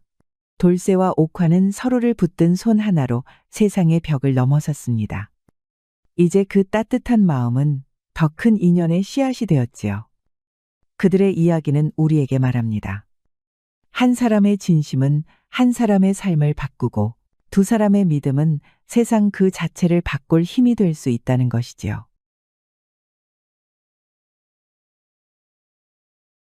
어느 가을 아침, 선화 마님은 오늘도 먼 산을 바라보았습니다. 서방님께서 명나라 사신으로 떠나신 지도 벌써 3년이 지났다. 허나 이 적적함은 도무지 익숙해지지가 않는구나. 여종 옥분이가 옆에서 위로하였지요. 마님 서방님께서는 어서 돌아오실 것입니다. 고맙다 옥분아. 내가 마음을 다스려야 하는데 쉽지가 않구나. 그러면서 마님은 또다시 한숨을 내쉬었답니다. 어째 요새 들어 자꾸만 한숨이 느는 것 같았지요. 그날 밤 마님은 홀로 방에 앉아 남편의 편지를 다시 읽고 있었습니다. 명나라와의 협상이 길어져 1년을 더 머물게 되었다는 내용이 적혀 있었지요. 마님은 편지를 접으며 창밖의 달을 바라보았습니다. 가슴이 답답하여 견딜 수가 없었지요. 이놈의 생과부 신세는 언제 끝나는지 모르겠구나. 매일 밤마다 마님은 외로움으로 사무치는 것 같았답니다. 아직 30도 안 되었는데 4년이나 독수공방이라니요. 나는 전생에 무슨 죄를 지었는지. 하루하루가 감옥살이랑 진배 없구나. 마님은 거울 앞에 앉아 자신의 얼굴을 오랫동안 바라보았습니다. 꽃처럼 피어날 나이에 홀로 양반가의 며느리 역할만 수행하고 있었지요. 그녀는 깊은 한숨을 내쉬며 촛불을 껐습니다. 다음 날 아침 마님은 일찍 일어나 안차의 뒷뜰을 거닐고 있었습니다. 마침 어디선가 우물물 깃는 소리에 마님은 걸음을 멈추었습니다. 가만히 들여다보니 바깥차에 마당이 보였지요. 에그머니나 저게 뭐야? 마님의 눈이 커졌습니다. 건장한 사내 하나가 상의를 걷어붙이고 우물가에서 물을 끼얹고 있었습니다. 마님, 저자는 새로 들어온 봉대라 합니다. 비로 바빠서 말씀드리지 못하였습니다. 그래, 출신은 어디였느냐? 잘 모르겠는데 몰락한 양반가의 아들이라 하더이다. 마님은 고개를 끄덕이고 얼른 방으로 돌아갔습니다. 자신이 하인을 훔쳐보았다는 사실에 얼굴이 붉어졌지요. 전고가 되어 마님은 창가에서 바느질을 하고 있었습니다. 헌대 밖에서 봉대가 무거운 곡식 자루를 나르는 모습이 보였습니다. 원힘이 장사로구나. 어쩜 저리도 강한 사내가 있는지. 마침 향단이가 차를 가지고 들어왔지요. 새 머슴이 일을 참 잘하지요. 힘이 세고 부지런하다고 칠복이 아재도 칭찬이 자자합니다. 그러하냐? 바깥일은 내 알바 아니니라. 마님은 무심한 척 대답했습니다. 허나 눈길은 여전히 봉대의 뒤를 쫓았답니다. 저녁 무렵 마님은 잠시 바람을 쐬러 나왔지요. 그때 무거운 항아리를 나르던 봉대와 마주치고 말았습니다. 내심 봉대 생각을 하던 마님은 기겁을 하고 말았지요. 갑자기 튀어나오면 어쩌자는 게야. 아이고 마님 죄송합니다요. 깜짝 놀란 봉대는 뒤로 물러서다 헛발을 딛고 말았습니다. 그 바람에 항아리를 떨어뜨릴 뻔하였지요. 마님이 잡아준 덕택에 봉대는 간신히 항아리를 내려놓았답니다. 10년 감수했습니다요. 고맙습니다요 마님. 그때 마님은 봉대의 강한 손길과 손가락이 닿았지요. 손에서 전해지는 열기에 마님의 심장이 빠르게 뛰기 시작했습니다. 괜찮다. 조심하여라. 마님은 황급히 손을 빼고 안채로 돌아갔습니다. 그러나 봉대의 손가락 감촉은 쉽게 사라지지 않았지요. 방으로 돌아온 마님은 콩닥콩닥 뛰는 가슴을 한참이나 다스려야 했답니다. 아니 내가 어찌 이러한 마음을. 마님은 눈을 질끈 감았습니다. 허나 눈을 감아도 봉대의 모습이 자꾸만 떠올랐지요. 그날 밤 마님은 봉대가 눈에 아른거려 잠을 설치고 말았습니다. 며칠이 지나고 첫눈이 내리는 아침이었습니다. 마님은 하얗게 변한 마당을 바라보고 있었지요. 마님 서방님의 편지가 도착하였습니다. 고맙구나. 그럼 줘보거라. 내용을 읽던 마님의 눈빛이 몹시 흔들렸지요. 무슨 일이시옵니까, 마님? 서방님께서 승진을 하셨다는구나. 잘 되었습니다요. 감축드립니다요, 마님. 해오나 임무가 더 늘어서 귀가가 3년 더 연장되었다는 게야. 마님의 표정은 하나도 기쁘지가 않았지요. 하염없이 마당만 보던 마님은 어느새 봉대의 뒤를 쫓고 있었답니다. 그날은 마님이 창고를 점검할 때였지요. 무거운 이불 상자를 꺼내려다 발을 헛딛고 말았습니다. 그때 밖에서 일하던 봉대가 창고로 들어왔습니다. 마님 괜찮으십니까? 제가 도와드리겠습니다. 아, 멍대구나. 고맙다. 봉대가 마님 옆으로 다가와 이불 상자를 들어 올렸습니다. 좁은 창고 안에서 두 사람의 거리는 매우 가까웠지요. 그때 봉대의 어깨가 슬쩍 마님과 스쳤지요. 마님은 봉대의 체온이 느껴지자 온몸이 짜르르 했답니다. 봉대야, 자꾸만 몸이 닿는구나. 좀 옆으로 비키거라. 죄송합니다요. 미처 몰랐습니다요. 마님의 살결은 어찌나 부드러운지 무슨 비단에 닿았나 싶었습니다. 하여 봉대는 자기도 모르는 사이에 중얼거렸지요. 마님께선 참으로 갑작스러운 봉대의 말에 마님은 깜짝 놀라고 말았습니다. 하인의 신분으로 감히 마님에게 할 수 없는 말이었지요. 그러나 마님은 꾸짖기는커녕 얼굴을 붉히며 고개를 돌렸습니다. 무리하구나. 이만 나가겨라. 그렇게 봉대가 물러갔지만 마님은 여전히 가슴이 두근거렸지요. 마님, 요즘 얼굴에 화색이 도셨네요. 무슨 좋은 일이라도 있으신지요? 마님은 옥분의 말에 당황하여 거울에서 시선을 돌렸습니다. 무슨 말이냐. 그런 것 없다. 죄송합니다. 제가 실례를 범했나이다. 마님은 잠시 생각에 잠겼다가 결심한 듯 말했습니다. 옥분아, 오늘 저녁엔 일찍 물러가 있거라. 내 홀로 있고 싶구나.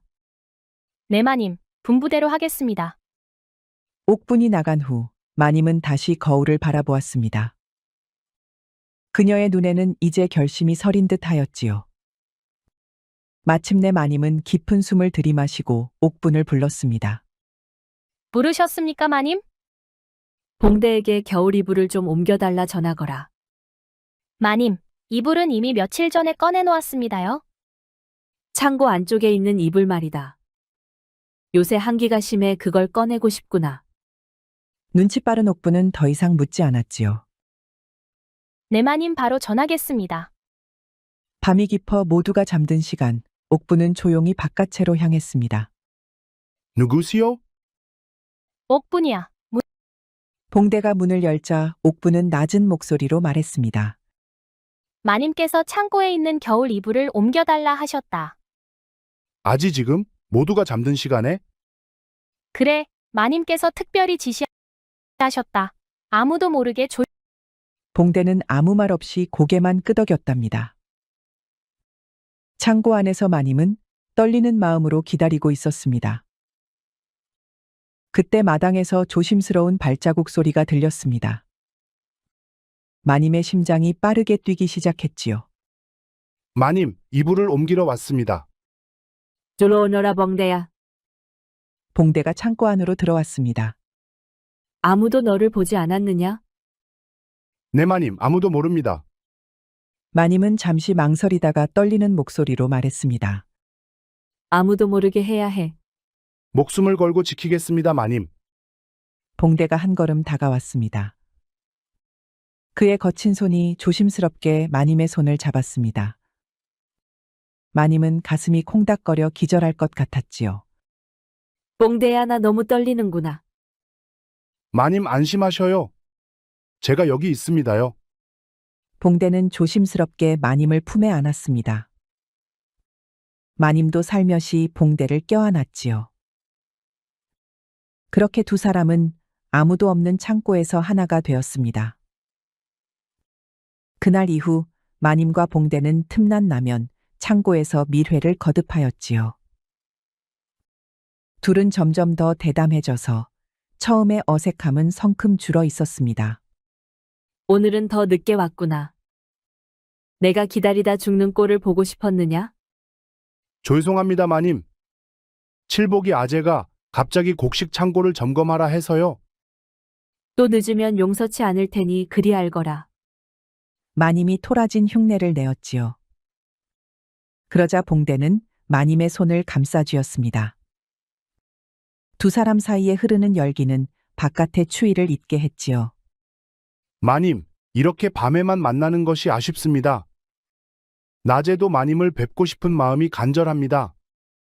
무슨 말을 하느냐? 그것은 너무 위험한 일이야. 그러나 사실 마님도 속으로는 봉대의 말에 설레고 있었지요. 다음 날 아침, 마님은 홀로 산책을 하고 있었습니다. 그때 마당 한쪽에서 장작을 패는 봉대의 모습이 보였지요.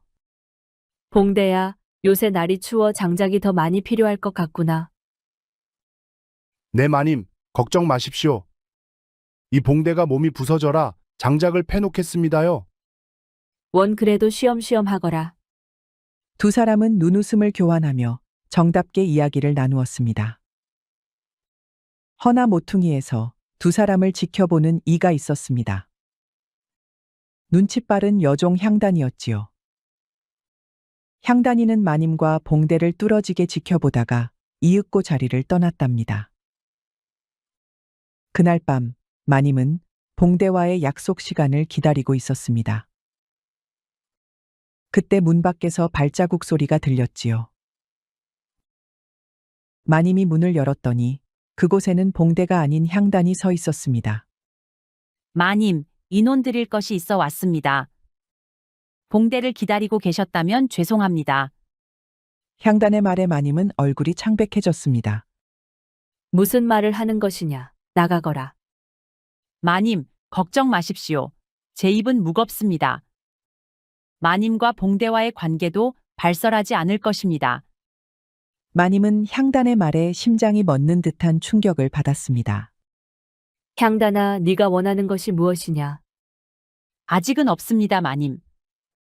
다만 앞으로 마님의 은혜를 입을 수 있기를 바랄 뿐입니다. 향단은 공손히 고개를 숙이고 물러났습니다. 허나 마님은 향단이가 나간 후 주저앉고 말았습니다. 어느새 손이 벌벌 떨리고 있었지요. 향단의 협박 이후 며칠이 지난 날이었습니다. 집에 뜻밖의 손님이 도착하였지요. 시어머니 정씨가 가마를 타고 찾아온 것입니다. 오래간만이구나, 며느라.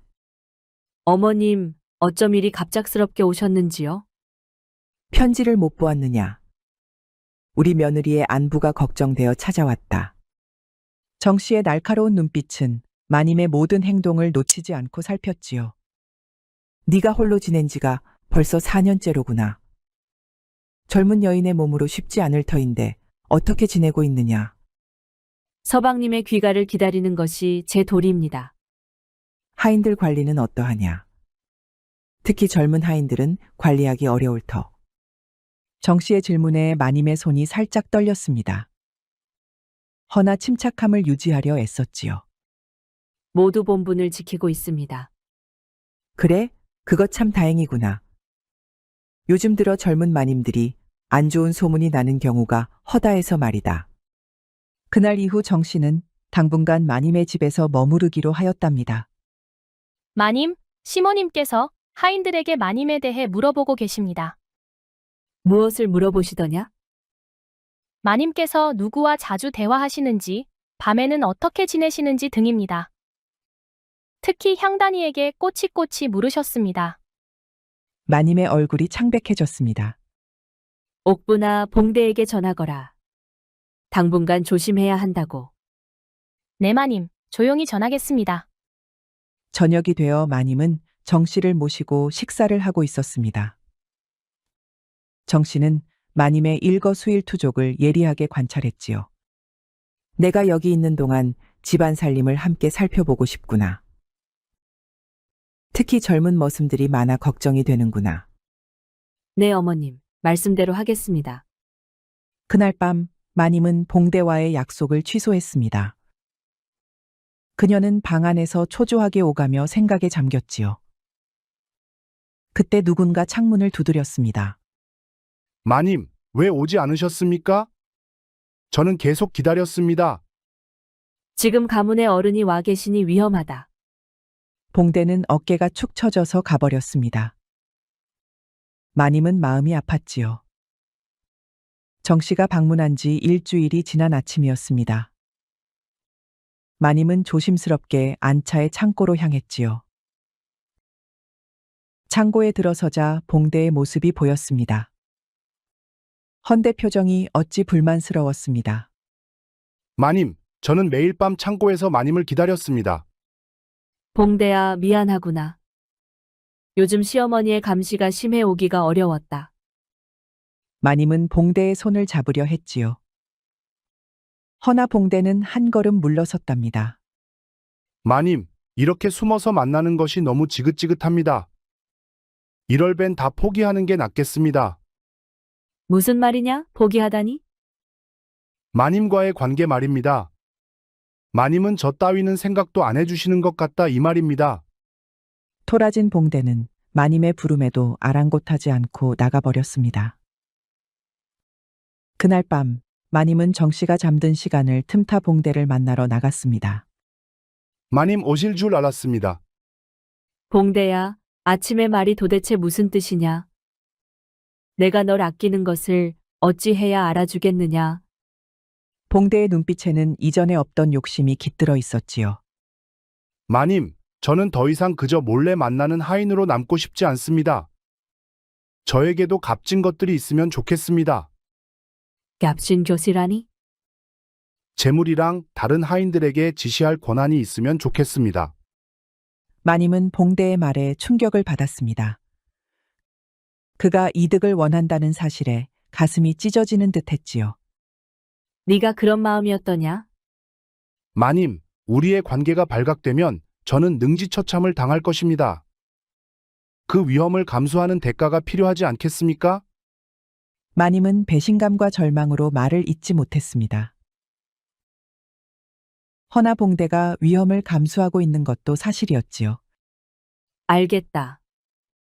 비단과 은화를 줄 터이니 그것으로 만족하거라.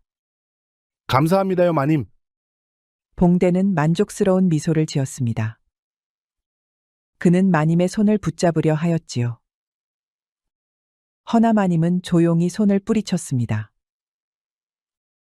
다음 날 마님은 약속대로 봉대에게 동구러미를 전달했습니다. 봉대가 굽실거리며 가자 마님은 그대로 주저앉았습니다. 마음이 뻥 뚫린 것 같았지요. 내가 미쳤지. 어째 저런 것을 믿었단 말인가? 그때 누군가가 후다닥 지나갔습니다. 향단이었지요. 아마도 마님이 봉대에게 돈을 주는 광경을 지켜본 것 같았답니다. 허나 마님은 봉대에 대한 실망으로 전혀 눈치채지 못하였습니다. 그날 새벽 마님은 옥분을 불렀습니다. 옥분아, 봉대를 어찌하면 좋겠느냐? 봉대가 자꾸만 재물을 달라고 보채는구나. 머슴 주제의 분수를 모르는 자로군요. 마님께서는 너무 마음 약하게 대하지 마십시오. 그래, 이제 나도 강해져야겠구나. 마님은 결연하게 고개를 끄덕였습니다. 그날 밤이었습니다. 결심한 마님은 봉대를 불렀지요. 마님, 오늘도 저를 찾아주시니 감사합니다. 봉대가 어둠 속에서 나타났습니다. 그의 얼굴에는 이전과 달리 교만함이 서려 있었지요. 이것을 바꿔라. 마님은 비단 주머니를 건넸습니다. 봉대는 주머니를 열어 내용물을 확인하고는 만족스러운 미소를 지었지요. 마님의 은혜 잊지 않겠습니다. 다음에는 좀 더 많은 것을 기대해도 되겠습니까? 다음은 없다. 난 더 이상 널 만나지 않을 것이야. 마님의 말에 봉대의 얼굴이 일그러졌습니다. 그럴 수는 없습니다요. 우리의 관계를 다른 사람들이 알면 좋겠습니까? 네가 감히 지금 나를 협박하는 거냐? 멍석마리를 당하고 싶지 않다면 썩 물러가라. 마님의 일갈에 봉대는 꽁지가 빠지게 도망갔습니다. 거기에는 더 이상 듬직한 사내의 모습은 보이지 않았지요. 고맙다, 옥분아. 네 말대고 봉대를 감으로 잘하셨습니다요. 두 사람이 안채 마당을 지나고 있을 때였습니다. 갑자기 어둠 속에서 정 씨의 목소리가 들려왔지요. 이 밤중에 어디를 다녀오는 것이냐? 마님과 옥부는 그 자리에 얼어붙었습니다. 달빛 아래 정 씨의 모습이 드러났지요. 그녀의 날카로운 눈빛은 이미 모든 것을 알고 있는 듯 했습니다. 잠을 이루지 못해 잠시 바람을 쐬고 왔을 뿐입니다. 그래? 헌데봉대는 다른 말을 하더구나. 너한테 재물을 받았다고 하던데 그게 참말이냐? 가만 보니 봉대와 향단이가 먼 발치에서 서 있었지요. 이미 정 씨에게 모든 것을 불어버린 것이 분명했습니다. 마님은 아무런 대답도 하지 못했습니다. 이런 간악한 며느리 같으니라고. 이 죗값을 톡톡히 치러야 할 것이야. 정 씨는 호통을 치고는 그대로 가버렸습니다. 봉대와 향단이도 정 씨의 뒤를 따랐지요. 옥부는 눈물을 흘리며 마님 앞에 무릎을 꿇었습니다. 마님, 제 불찰로 이런 일이. 제가 죽어 마땅합니다. 마님은 대답하지 못했습니다. 그녀의 온몸이 떨리기 시작했지요. 이윽고 정 씨의 방에서 향단이 나왔습니다. 시모님께서 내일 아침 일찍 심부름꾼을 보내라고 하셨습니다. 그 말을 들은 마님은 모든 것을 이해했습니다.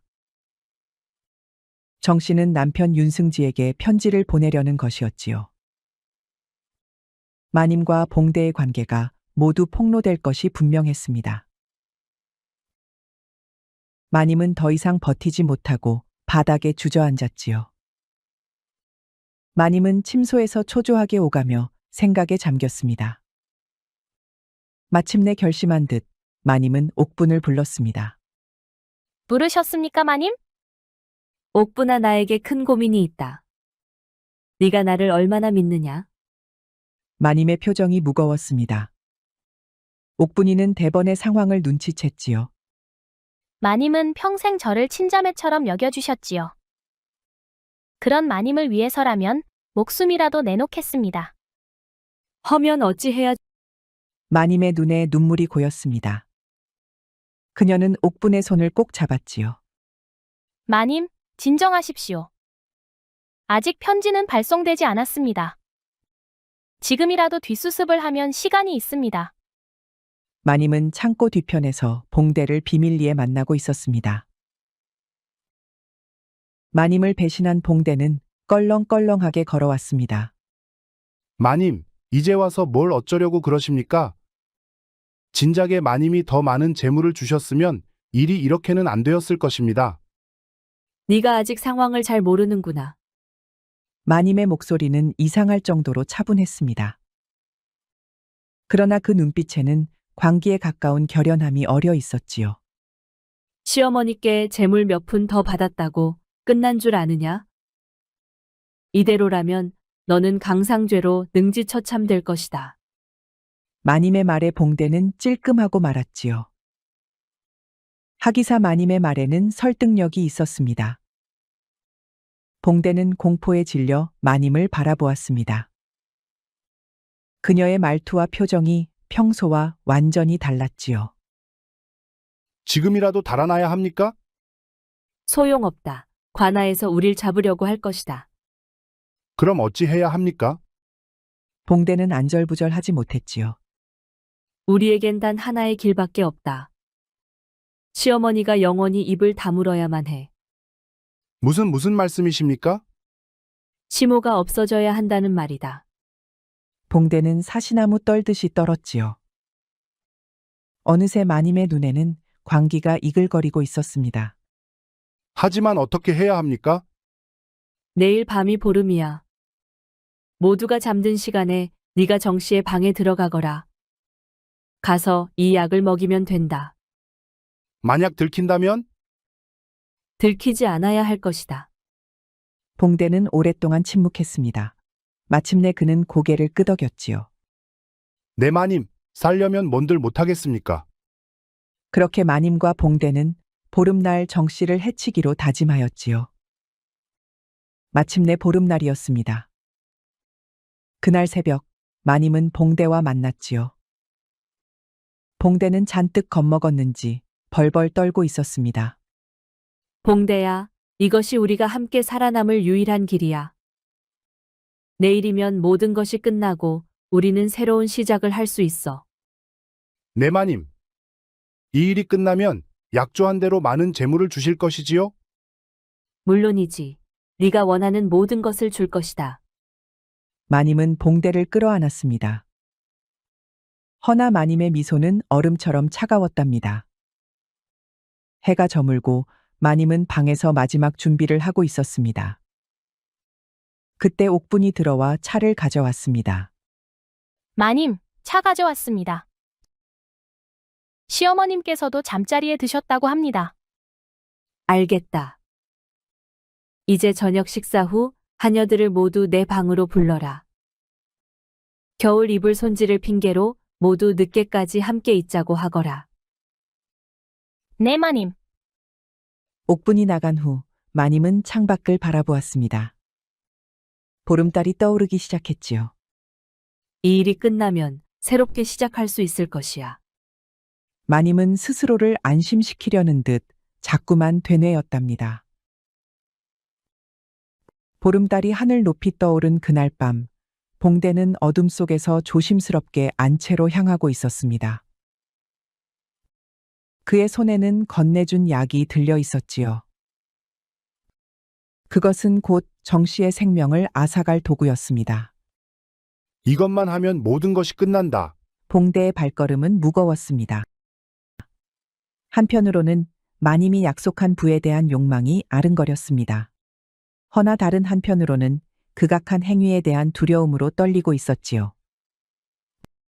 멀리서 들려오는 여인들의 웃음소리를 들었습니다. 마님이 하녀들을 모아놓고 이불 손질을 하는 소리였지요. 그녀가 의심을 피하기 위해 준비한 안배였습니다. 여기로구나. 봉대는 정씨의 방 앞에 도착했습니다. 문틈새로 깊이 잠든 정씨의 고요한 숨소리가 들려왔지요. 그는 천천히 문을 열었습니다. 방 안으로 들어선 봉대는 달빛에 비친 정씨의 모습을 보았습니다. 봉대의 손이 떨리기 시작했습니다. 그는 약단지를 들어 올렸다가 다시 내렸지요. 아이고, 도저히 못하겠구나. 몇 번이나 망설이던 봉대는 마침내 약단지를 열었습니다. 그리하여 정씨의 입에 흘려 넣으려 하였지요. 그날 밤 마님은 침소에서 하녀들과 함께 이불 손질을 하고 있었습니다. 그러나 마님의 마음은 온통 봉대가 맡은 임무에 가 있었지요. 시간이 흐를수록 그녀의 불안은 커져갔습니다. 이제 늦었으니 모두 물러가 쉬거라. 하녀들이 모두 나간 후 마님은 방 안을 초조하게 오가며 봉대의 소식을 기다렸습니다. 약속된 시간이 한참 지났지만 그는 나타나지 않았지요. 이 못난 놈이 무슨 일이 있는 것인가? 결국 마님은 참지 못하고 직접 정씨의 방으로 향하기로 결심했습니다. 그녀는 작은 칼을 소매 속에 숨기고 방을 나섰지요. 복도를 조용히 걸으며 마님은 정씨의 방으로 향했습니다. 그녀의 발걸음은 가볍고 조심스러웠지요. 마침내 정씨의 방 앞에 도착한 마님은 문틈새로 안을 들여다보았습니다. 정씨는 여전히 깊은 잠에 빠져 있었습니다. 마님은 조용히 문을 열고 방 안으로 들어갔습니다. 그때 마님은 봉대가 약단지를 들어 올리는 것을 보았습니다. 봉대는 몇 번이나 약을 흘려 넣으려다 못하고 말았지요. 이 못난 거사. 아직도 그러고 있느냐? 보다 못한 마님이 방으로 들어갔습니다. 봉대는 마님에게 약을 빼앗겼지요. 죄송합니다요, 마님. 손이 떨려서 도저히 못하겠습니다요. 비키거라. 내가 직접 하겠다. 마님은 직접 약단지를 들었습니다. 그리고는 잠든 정씨에게 다가갔습니다. 그녀의 손이 떨리고 있었지만 눈빛은 결연했습니다. 그때였지요. 쪽에 있던 작은 거울이 그녀의 모습을 비추었습니다. 달빛과 촛불이 어우러져 거울 속 마님의 모습은 기괴하게 일그러져 보였지요. 마님은 문득 거울 속 자신의 모습에 시선을 빼앗겼습니다. 독약을 든 여인, 광기 어린 눈빛, 흐트러진 머리카락. 그것은 더 이상 그녀가 알던 자신의 모습이 아니었습니다.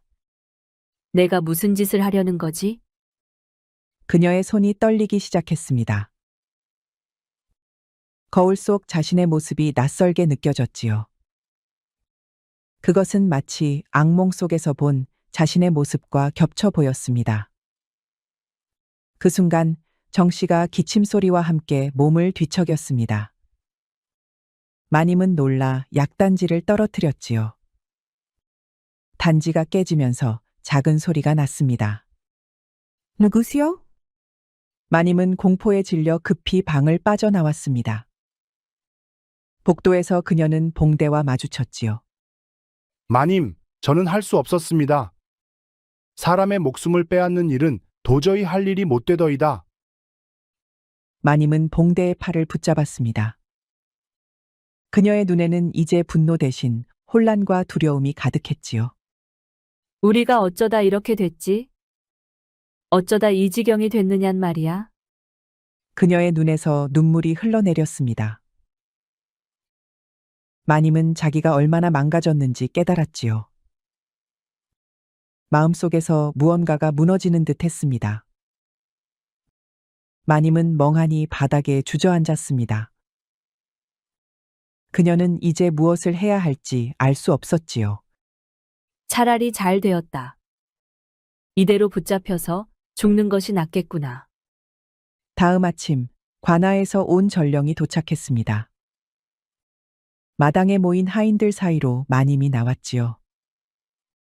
그녀의 얼굴에는 밤새 잠을 이루지 못한 흔적이 역력했습니다. 양주 관아에서 왔습니다. 윤승지께서 한 달 후 귀가하신다는 소식을 전하러 왔습니다. 마님은 그 말을 듣고 잠시 얼어붙은 듯 서 있었습니다. 그렇습니까? 무슨 일로 갑자기?